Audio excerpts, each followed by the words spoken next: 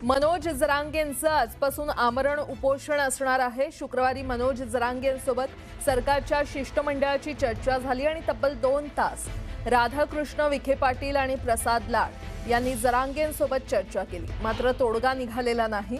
दरम्यान मनोज जरांगेंनी सरकारकडे लेखी आश्वासन मागितले।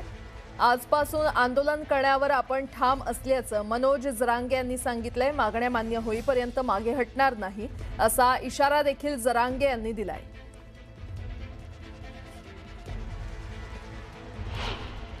नाशिक जळगावचे यांना फोन लावून दिलेत, अधिकाऱ्यांनी प्रमाणपत्र काढले।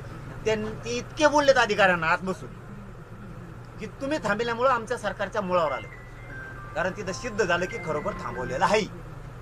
आम्ही म्हणत होतो ना थांबवलंय, ते म्हणायचे नाही सरकारनं कुठं पेंडन्सी नाही आहे, हे त्यांना सिद्ध करून दिल्यामुळं त्यांनी सांगितलं की मी बैठक घेतो 10-11 वाजेपर्यंत रात्री, आता आयुक्तांशी घेतो, मुख्यमंत्र्यांशी बोलतो, सगळं बोलूनच तुम्हाला सांगतो। म्हणलं सगळं बोला, सांगा काय सांगायचं, उद्याचं आंदोलन आहे।